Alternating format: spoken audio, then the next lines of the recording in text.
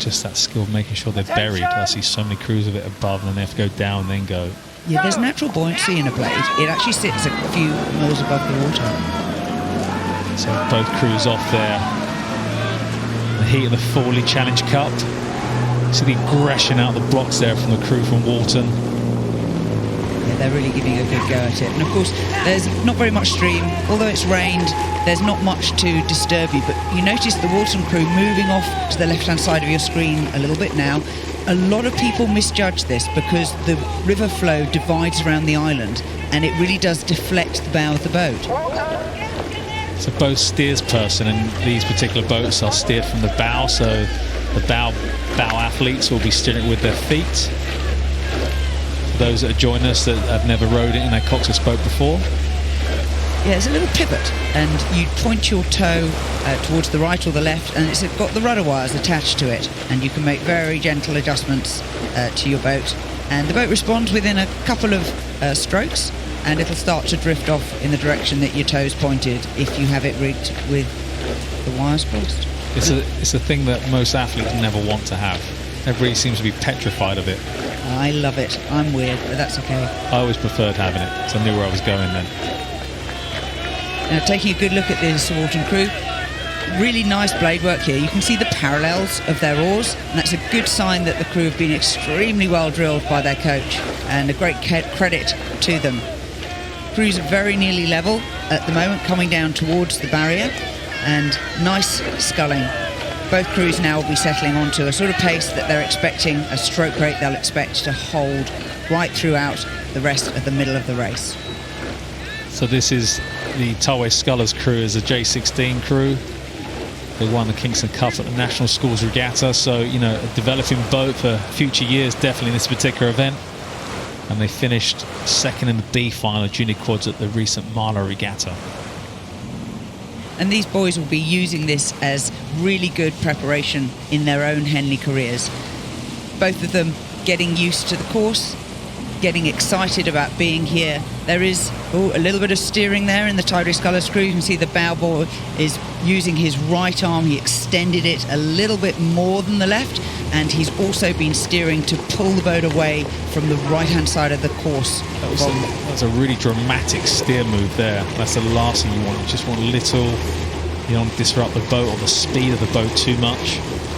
Yeah, it really does upset their rhythm. So scullers should be working quite hard now to re-establish their rhythm, and the bowman will also be looking to the umpire. The umpire uses flags to indicate to the crews if they are in danger of getting too close to the middle of the course and getting into obstructing the other crew. I love that shot, the chaining there, the blades together from the Walton crew. Looks great. Aerial shot there. It is really good, and what you can see is as the puddles dissipate, there's an equal amount of space between each one, and that's a real good sign of excellent technique.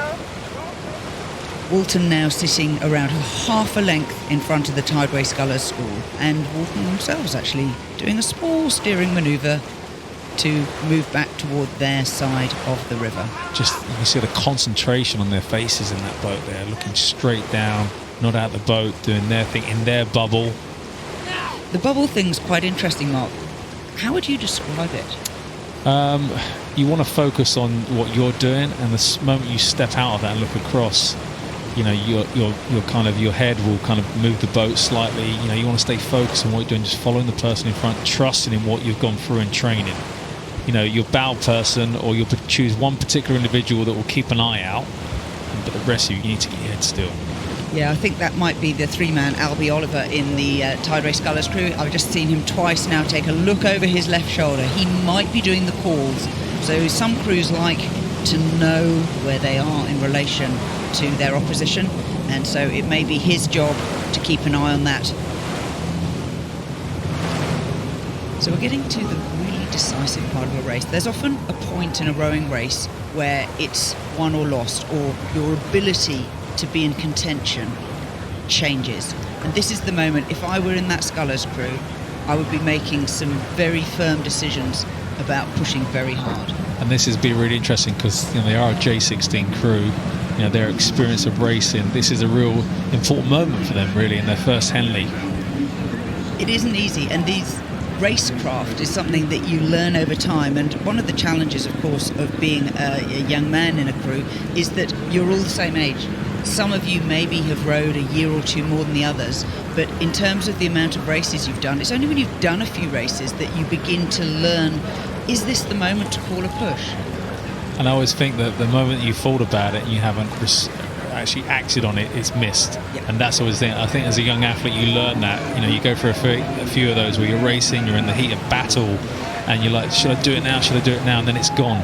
And as you get older and wiser, you're like, I think about it, I've got to instantly now. Yeah, I learned so much in my rowing career with a lady called Kate Groves.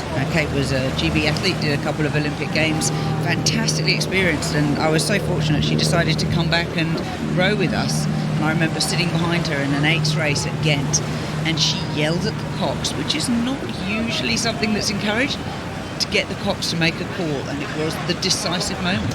Yeah, and it's just that experience of racing, isn't it? The more you do, the more you understand of what different situations, scenarios, when you can sense the other crew kind of faltering or fading slightly, and how you can capitalize on a moment to really impact the kind of race.